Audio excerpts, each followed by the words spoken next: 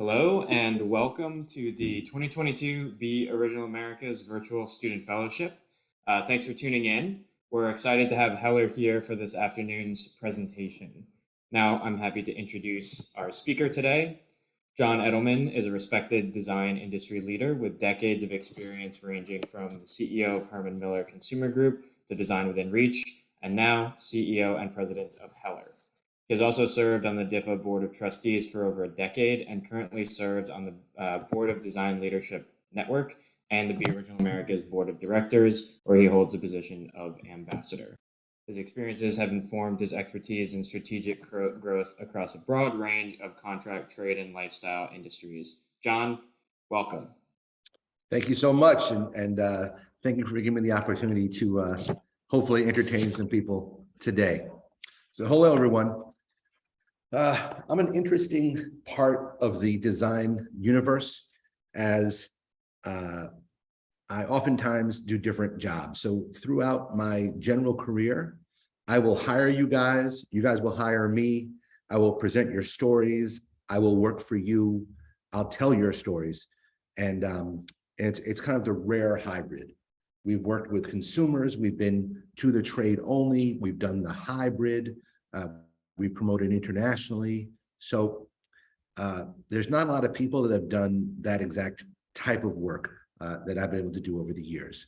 So I thought what we do today is kind of tell the story of how a guy that has no gift at all for designing became a leader in the design community. And so I go back to the early 1900s with this amazing slide with my grandfather who came over from Russia. And my grandfather Morris came from Russia to America to find the new world, the new life and opportunity. And the first thing he did was get an office, because as an American, he had enough money, you should have an office. He had no work, he had no job, but decided he should have an office to set the stage for being successful. So he found a small office in the Woolworth building in Lower Manhattan. He had no name of the business. He just walked in and had, I guess he must have borrowed a desk from somebody. And he was sitting there, twiddling his thumbs, thinking about what to do and how to make the American dream come true, when a knock came on the office door. Now, I describe that knock as the original spam, right? There was no email, there was no phone there, I don't think. And he got a spam knock, and he answered the door like I open my spam mail sometimes. And in walked a young man from India. And the young man said, "Excuse me, but if you have time, I have an opportunity for you." And my grandfather, always open to opportunity, said, "What do you got?" And the man opened up a briefcase, and the briefcase was filled with exotic reptile skins, mostly snake, from India. And at first, my grandfather was scared. He never seen something like that. And the man said, "Listen, you can sell this for handbags, for shoes, or whatever." And my grandfather looked at him, and he looked at the skins, and he thought they were beautiful. And he said, "Wow, maybe this will do it." And he said, "I'll take them." Because he had actually literally a briefcase full of skins to sell, but I need terms. I need 60-day terms to pay you for them. They shook hands. The spam man walked out, and my grandfather Morris was in business. The Woolworth building is a huge building. I don't know how many floors it has, but it's a major skyscraper in Lower Manhattan. And then my grandfather took the same briefcase and basically walked through the building door to door. He found a shoe company, and he said, "Oh, these would be great on shoes," and started business with them. He found a handbag company, and he said, "These would be great for handbags," and they worked with him. And he built a small business, the original leather business of my family, called Fleming Joff. And he worked hard. He eventually opened up a facility to process the skins. And over the next few years, his daughter, my mother, went to Sarah Lawrence College just after World War II. And a young man named Arthur, my father, was the first man to ever be admitted to Sarah Lawrence. He had gone to the Navy. He came out. He was from the Bronx. He had never been exposed to any type of culture or anything. And an uncle of his said, "It's time you can change your life. Go to this school and do what you've always loved to do." So my father was the first class of 4 men to go to Sarah Lawrence College, and he studied acting. My father loved it because Sarah Lawrence was completely filled with women, and he said he fell in love with my mother there because she was the one to laugh hardest when he told a joke. 3 days after graduation, they were married. My mother studied social work, so she became a social worker. My father studied acting, so he became an actor. And in 4 years, they had their first 3 children, my oldest siblings. So after 4 years, they had 3 children, and my mother was a poor social worker, and my father was an unemployed actor. And again, they found themselves needing to find something to do, so they joined my grandfather's leather business. The leather business was tiny. He had been struggling for a few decades to get the business going, and it was successful, but it was very small. And my father had an idea that if you romanced the skins, if you romanced the stories, maybe you could sell them for more money and build the business. And he did it. He started to tell dramatic backstories for the hides. They needed a graphic designer. And my father met this kind of interesting guy at a magazine. He was doing some graphic design. The guy had white hair. He didn't talk that much. And the editor told him, you got to hire this guy. He's going to be somebody. And they hired Andy Warhol. And Andy Warhol did all of their graphic design for the first few years. And those kind of little stories built a business and an industry. There was a famous trade show in Paris called Semaine du Cuir, the Week of Leather. And my father knew that the #1 shoe store in Paris had a showroom at the airport and one off the Champs-Élysées. And he went 3 months in advance. He gave for free a bunch of their skins they had excess of to the woman who owned the company. And so when all the other people arrived for Semaine du Cuir, all the windows of her stores were filled with my parents' skins on the shoes. And they created one of the biggest successes ever with that type of skin. They were so successful, this is the kind of the bad part of the story, that they sold so many skins, they caused an issue in India because the snakes ate rats. And unfortunately, without all those snakes and the run on snakes, the rats overwhelmed the crops in this one area and caused horrible devastation. So the United States government, the Indian government said no more exportation, and the United States government put a huge hold on reptile skins. So at that point, they had Andy Warhol, they had all this energy, they had sold all these skins, and they were basically out of business. So they invented the first process to press leather to look like reptiles. And they told the story it was unendangered species, and they had a huge success with that and sold the business. Pretty amazing. These people that studied acting, that studied social work, a Russian immigrant, were able to build this kind of really successful leather company on romance, on storytelling, and on quality. Since my father had been in selling leather for shoes, he decided he was an expert in the shoe business. And he opened up a shoe company post the sale. My brother had just graduated from college, and he joined my father in the shoe business. Now, that was an interesting time. My father decided to buy a factory, and they made shoes for the American market. The shoe business was a long, slow death for my family. It took about 10 years until it was a failure. But it gave my brother Sam his first job in the shoe business, and now you know him with Sam Edelman Shoes. And that was another part of the American dream. My mother didn't join them, and she went into the interior design business and worked for a famous weaver named Jack Larson. And Jack Larson taught her the industry. She was a colorist there. She was a vice president of sales. And after my father and brother lost the shoe business, my mother said to my father, let's work together. We do better together. And we can do leather like we've always meant to, but for the interior design business. And they started Edelman Leather in 1971 together back in this industry from nothing. So they built this amazing company, very small, and it grew to be one of the premier brands in leather. Want to just go next slide? I graduated from college about that time and went into the shoe business with my brother, who started a fresh company called Sam & Libby, which eventually turned into Sam Edelman. I stayed for 7 years, but I didn't like the concept that we made disposable fashion. I wanted to make something that was great, something of the best in the world. I decided to leave them and come back to my family business and join into the leather business. Edelman Leather was an interesting business. Leather is a commodity, right? So leather is sold by the pound in many places, and the difference between great leather and cheap leather is very hard to explain. So we were the best in the industry at telling stories, creating the romance around leather. The picture on the left is one of our showrooms. We had leather floors, leather walls, everything was leather. But and we only used European cowhides, Swiss calves, South German bulls, but people didn't get it.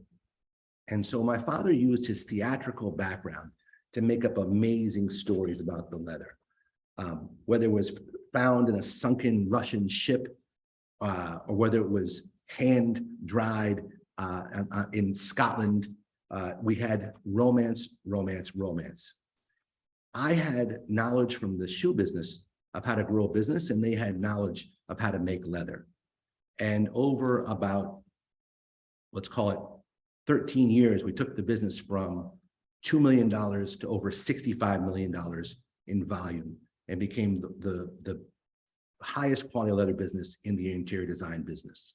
My concept was that there was no company out there that was catering to the lifestyle of a specific type of customer. There were certain leather companies that sold product for hospitality. There were certain leather companies that sold product for private aviation. There were people that sold it for corporate interiors and people that sold it for residential.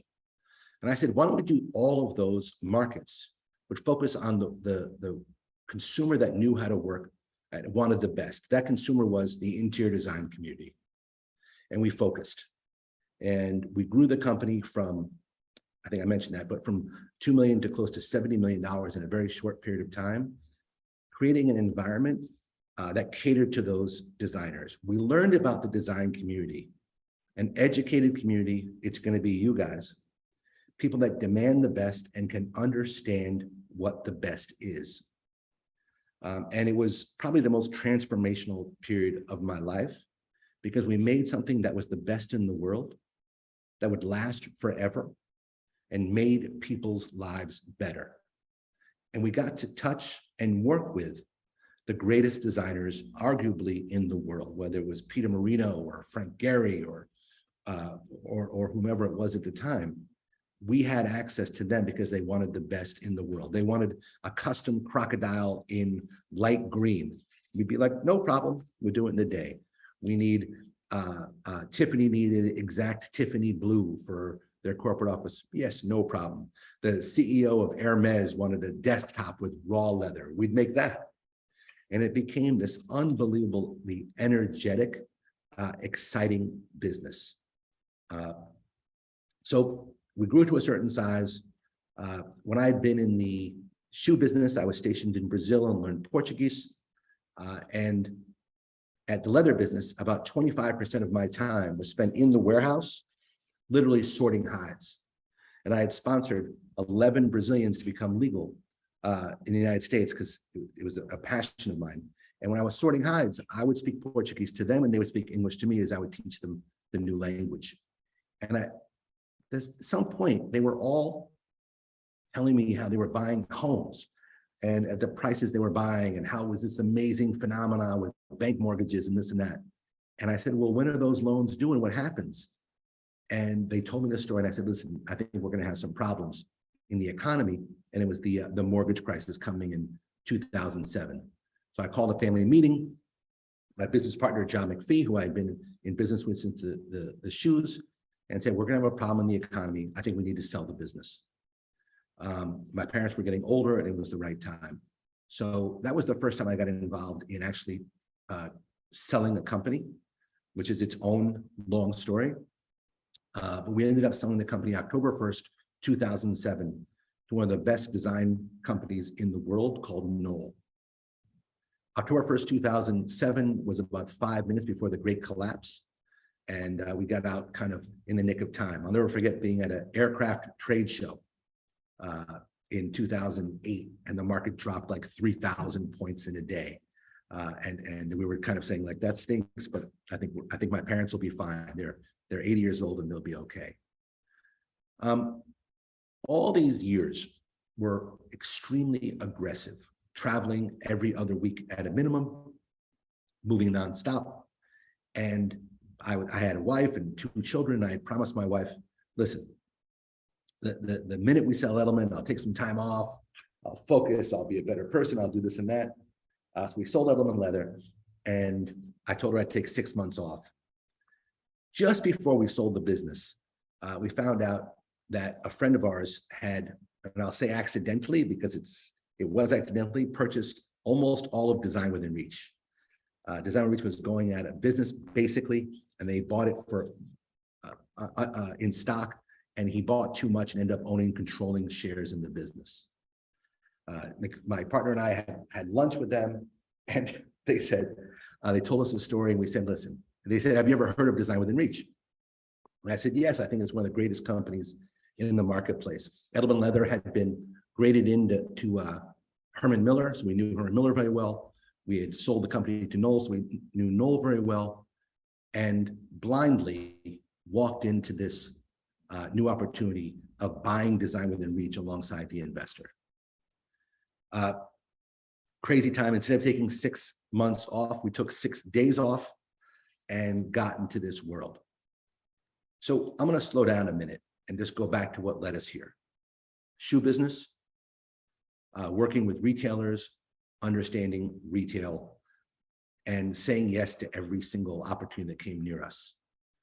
Leather business, learning the interior design world, getting graded into Herman Miller, learning about modern. I mean, most of you are students on the call. I was a pretty terrible student.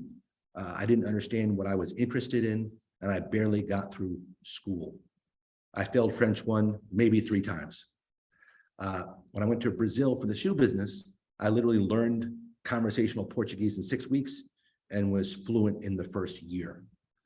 When I got into the leather business, I learned Italian by ear with the tanneries and ended up speaking relatively fluent Italian. The design world, I learned the same way. I learned through collecting. And by the time we bought Design Within Reach, I was a major modern furniture collector. I learned the stories of Charles and Ray Eames, of Eros Saarinen, of all the great designers, not through books, although eventually I did, but through collecting at the flea markets, learning whether something had 4 casters or 5 would determine what decade it was produced, learning the intricacies of the wood, the materiality, everything that I cared about, and became a modern furniture expert through those years. So walking into Design Within Reach was a strong leveraging of all of those skills that I was able to accumulate throughout the years. Scary as hell. The company was based in San Francisco, not where I lived in Connecticut. So rather than taking the 6 months off, not only did I take 6 days off, but I started commuting to San Francisco every single week for 8 months. Now, just before we bought the company, it was December. We started January 4th, 2010. I got called by the New York Times, and they wanted to do a fantastic story on us buying the company. And I was so excited. My dream in life had to be featured in the New York Times for something we're going to do that was exciting. And they brought me to a store, they sent pictures, and I waited for this article to come out. And I knew it would be a glowing article, a savior type of article. And when we got the paper, we opened up, and this is what we saw. Is a solution within reach, with a lovely man by the name of Alan Heller, featured much, much more prominently than I was, suing the company and telling the world how Design Within Reach was copying his chair, doing terrible things. And the title of the article wasn't "Amazing Young Guy Comes in to Become CEO with his business partner and do great things." It was, "Is a solution within reach." And I was a bit crushed. But the article was correct. The company was copying, and it was doing things the wrong way, which is why they needed us, and they actually were in trouble. So we bought this company in January. In February, we met with Alan and told him he was right, made friends, and it was a friendship that continued throughout our tenure, and it led to where I am today. But let's talk about Design Within Reach for a minute. Design Within Reach is the world leader in modern furniture. We came in there, they were dying. There was no voice within the business dictating of what modern was, telling the story, or creating new product. So the first thing we did was get rid of all the knockoffs. That's when we joined Be Original Americas, and really focused on letting people know that 100% of the product was authentic and the stories behind them. You know, we didn't sell a plastic chair. We sold a molded chair designed by Charles and Ray Eames. And Charles and Ray Eames met at Cranbrook. And Cranbrook is where basically modern was invented, with Eliel Saarinen as the dean. In the school was Saarinen, was Florence Knoll, was Charles and Ray Eames, and where modern was born in the late 40s in America. That chair was also inspired by what was happening in Denmark at the Royal Danish Academy, where Klimt was the dean, and Hans Wegner and Werner Panton and all the greats were in school there. So you had two types of modern being born at the same time, one in America, one in Europe. In Europe, Klimt gave them the Ming chair from China and said, this is the greatest chair in the whole world, do better. And that's why you see Danish design and Danish modern. It was always like fine arm and fine looking wood. And in America, they were about technology and what would be next. And they discovered molded plastics and bent wood. And from that origin came this amazing Eames molded plywood chair. That's the story. And that was the excitement around it. And it was my job as a guy who can't design, was to promote design and tell the world what made them different. And I think it's something that's so important for you guys, is never just have a product. Have a story, have romance, tell the reason why you did it, tell the reason it exists. If you can't tell the story, if there isn't a story, probably a mistake, and think about, rethink what you might be doing, because the story is everything. The reason behind the product is everything. And in order to have staying power and differentiate yourself from the pack, we have to own those stories. We grew Design Within Reach. It was in terrible trouble. It was losing all kinds of money.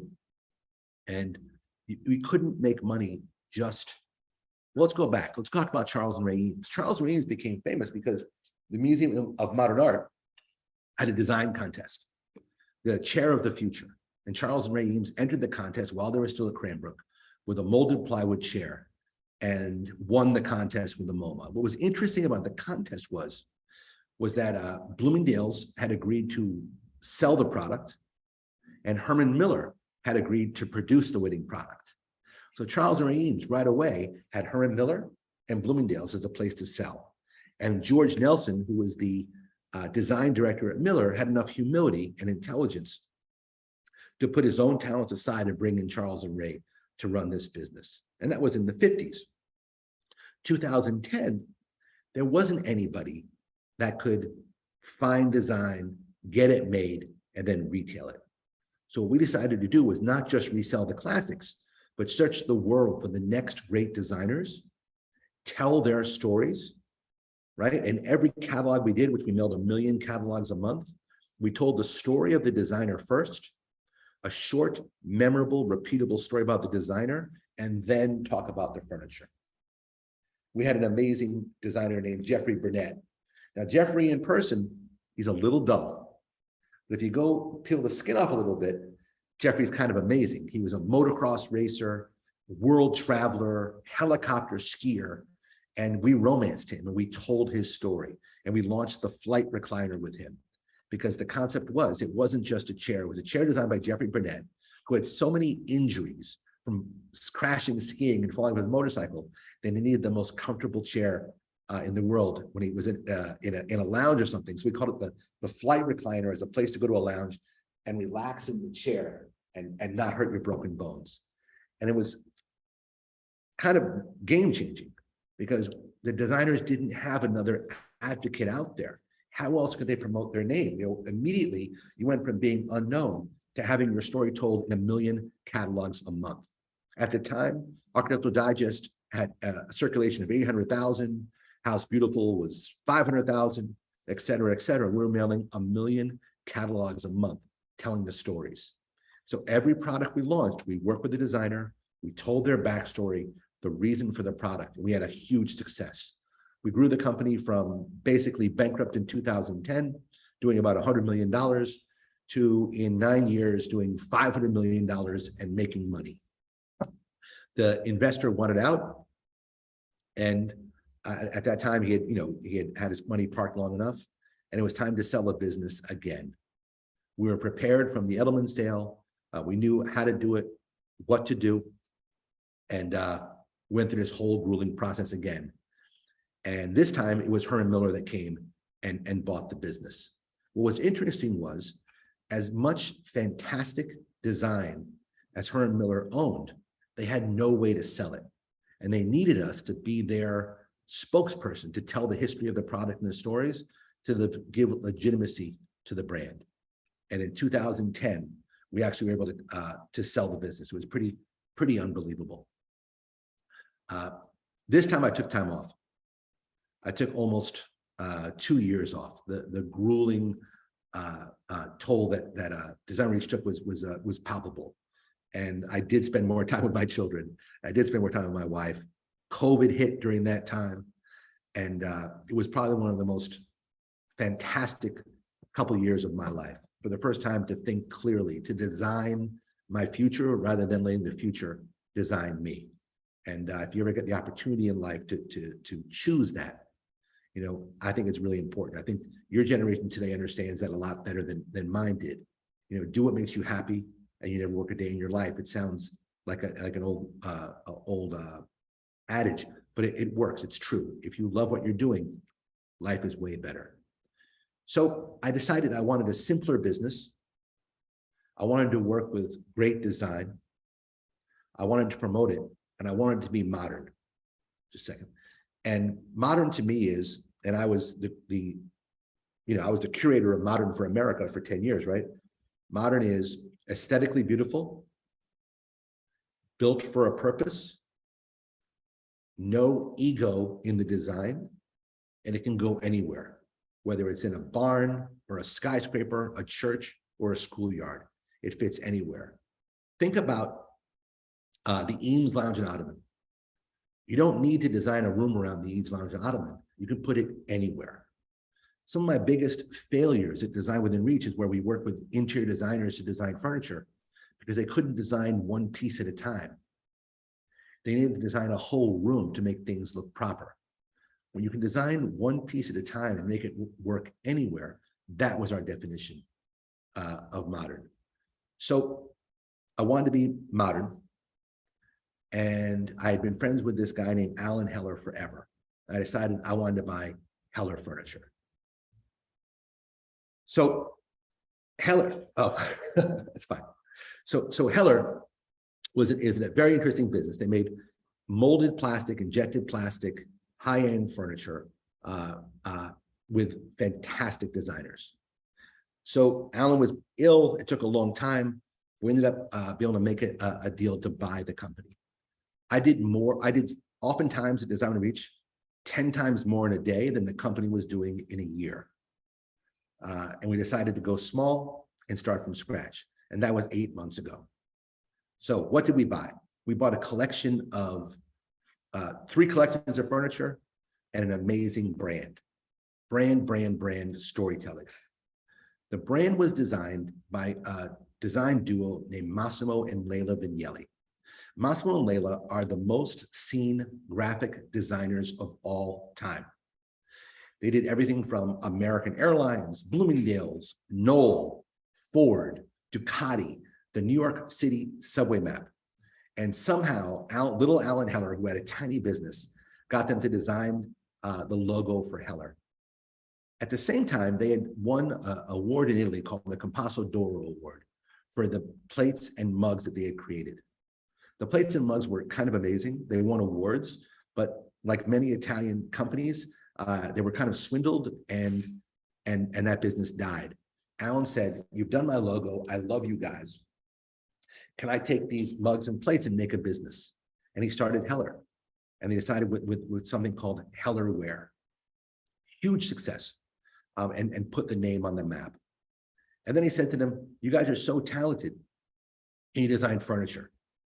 And they designed the first Heller furniture, which were the benches and tables, the Vignelli collection. Now, remember my definition of modern: aesthetically beautiful, highly functional, no ego in the design, and then go anywhere.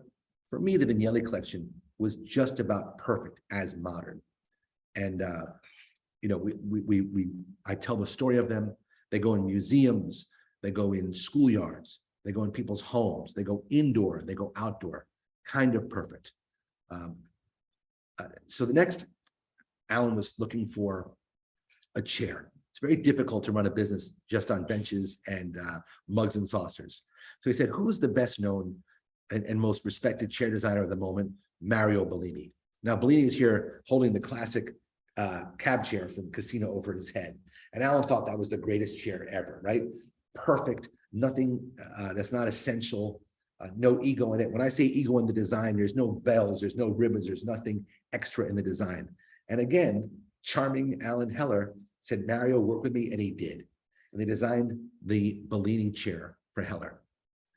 The Bellini chair couldn't be produced at the time.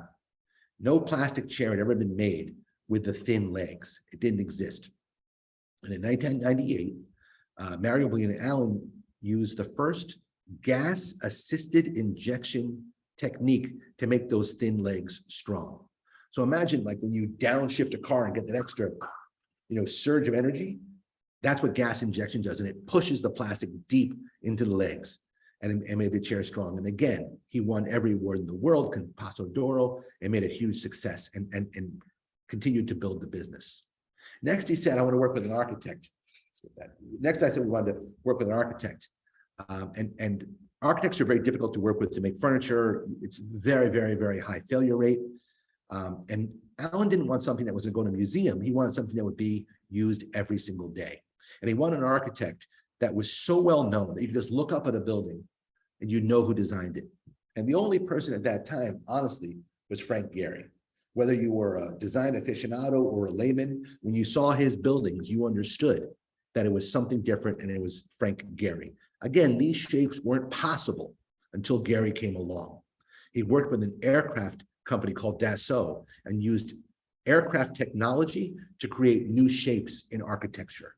He actually owns the patent alongside Dassault of the programs that create these buildings. And he said, take these buildings and make them into furniture. And he created the Gehry collection. Now, the greatest thing about the Gehry collection is they don't look comfortable, and yet they are.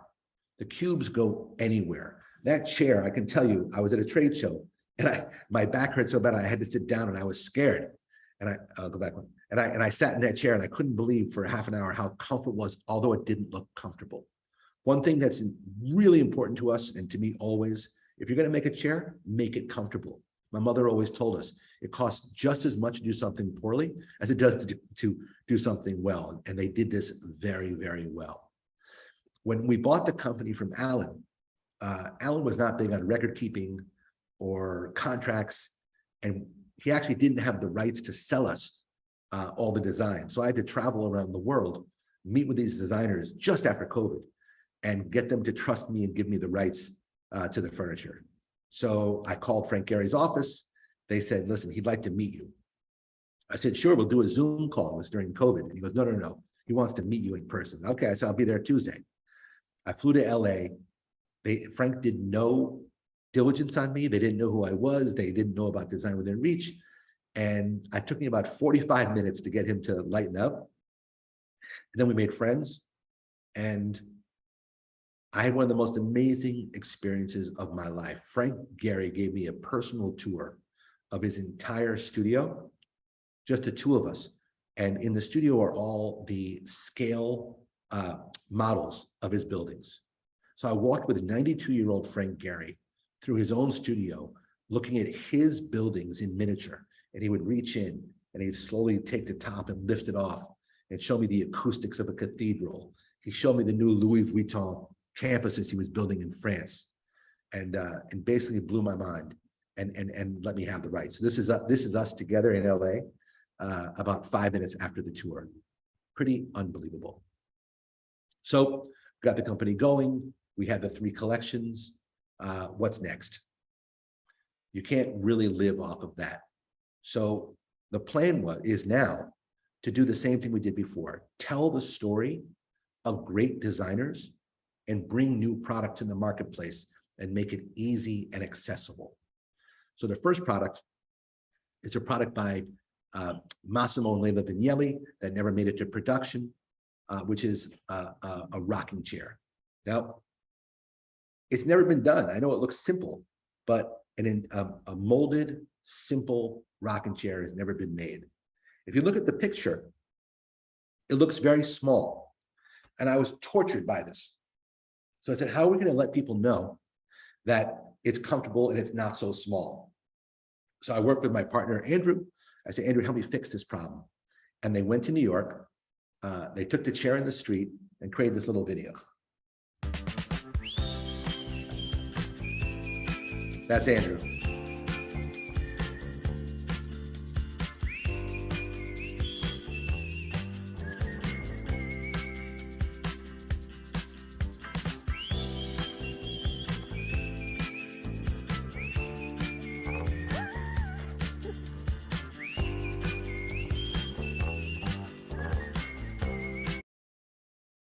So I could have more Teletubby music playing and make you laugh, but I think we'll hold off. And in the real video, there's little things that say, oh, it's the most comfortable chair I've been in, but I wanted to show scale and usability. So we'll tell the story of Massimo and Leila Vignelli, which is 100% authentic. And we'll let people know, because it's an online world, the scale of the chair by seeing random people in New York City sit in it. And that launches this weekend in New York at the Boutique Hotel show. So that's kind of thrilling and what makes the world fun for us. The next product is one also designed by Mario Bellini, Mario and his son Claudio. And Alan had this and didn't really have the attention span to finish. So this will be a beautiful stacking chair designed by one of the greatest chair designers in the world, and we'll make it accessible and easy, and that's probably 3 months from now. Table included. I'm not going to spend too much time on these. And this is a chair that I found by William Sawaya out of Milan that kind of blew my mind. It was half Gaudi, a little Eames, and pure Italian. And again, it was a lost design. No one in this country knows William Sawaya, and yet Sawaya Moroni in Milan is every design aficionado knows it. They're one of the greatest design shops in the world. And I fell in love. So I will tell their story. We'll bring this chair to market, and I think we'll make magic again. I mean, I don't know if it's a praying mantis or a sculpture, but it's comfortable, it'll be affordable, and kind of unbelievable. So that's where we are today with Heller. We are 8 months in, we're creating like crazy. We're going to continue to tell the stories of designers. We're going to continue to be fighting every single day for authenticity, for originality, and we'll always fight the battle for the designer. So you guys are studying to be the kind of people that I want to work with. I want to tell your stories. And then on the other hand, I want to provide the products that you need to make you happy with the greatest service in the world. So that's where I am today. And that's a quick version of my story of how I got here. Thank you, John. It's always great to hear your story and your perspective. I do want to jump right into the Q&A. I have following up on that final bit there about Heller and new products. Could you talk a little bit about whether it was at DWR or even now? How did you go about finding new designers or new people that you wanted to collaborate with?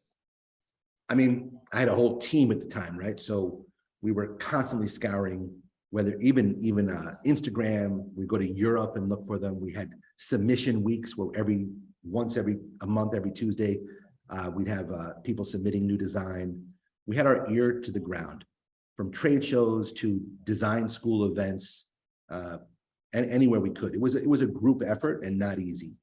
And also, when your criteria is modern, it's very, very difficult to find someone who can design something that I considered modern. So that's the fight we have every day. Currently, with finding designers, we're working with a young group called Jumbo Studios in New York. And I found them on Instagram. I'm not embarrassed to say, and they're spectacular, like really spectacular. And we're probably 6 months from launching their product, and I think it'll be in every museum collection in the world. It's that good. Great.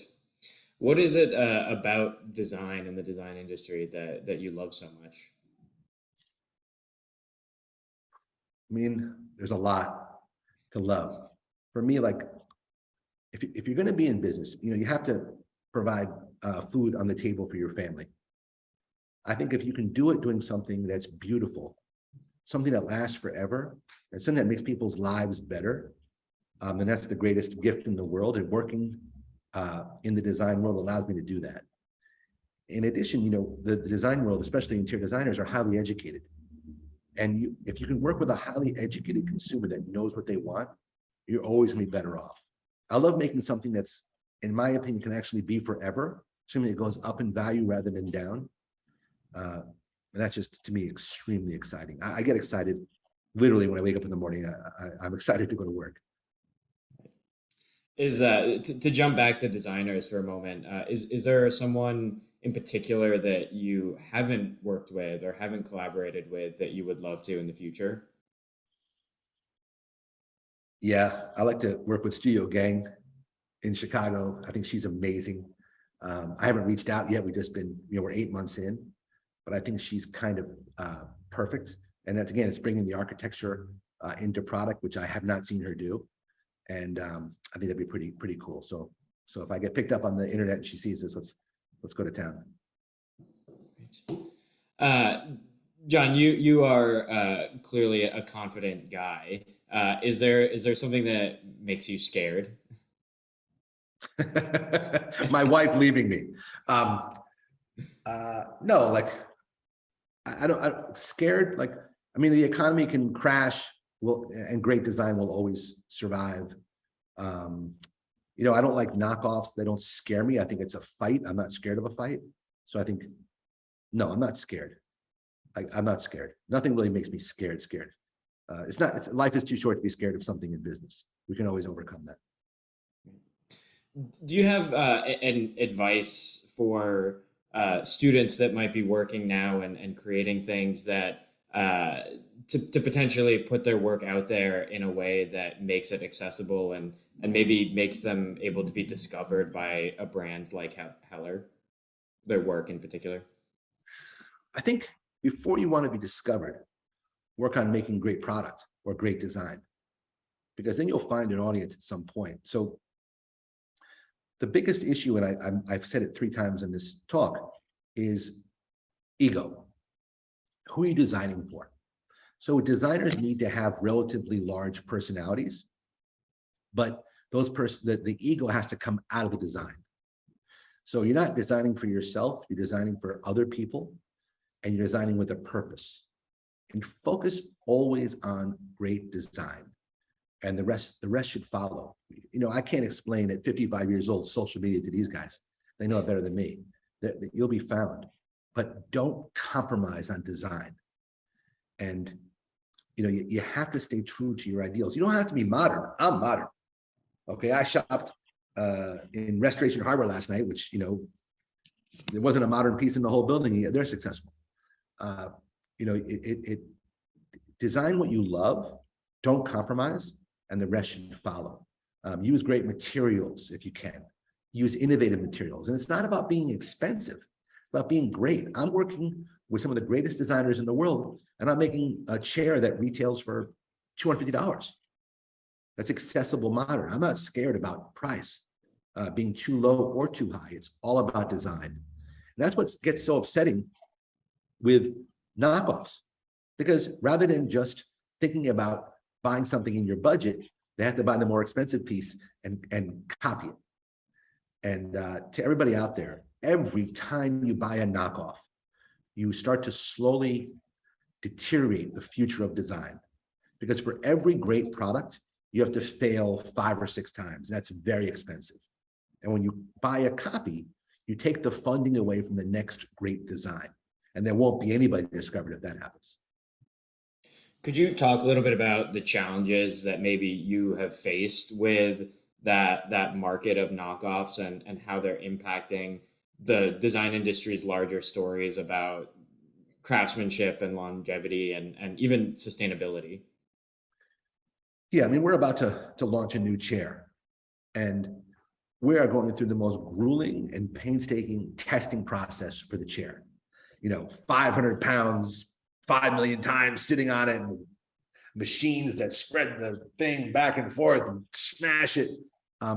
We're going through exhaustive measures to make sure that when someone sits down in this chair in their home, in a restaurant, in an airport lounge, that's not going to collapse and break their back. Knockoffs don't do that. Okay, we are 100% recyclable. We give you a lifetime warranty to send the chair back to us, and we'll recycle it into new product. Knockoffs don't do that. They slowly kill the planet. You have no, and we work with super respected factories, no child labor. You have none of those guarantees with a knockoff. It's really the wrong thing to do for a myriad of reasons, from quality to sustainability to the future of design. A couple more questions, John. How do you approach color at Heller? There's a lot of bold and bright colors, and we're curious about your approach to color in general.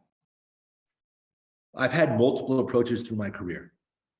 At Edelman Leather, you could do any color in the world. We didn't have a say. We had an amazing core collection, but we offered every custom on the planet.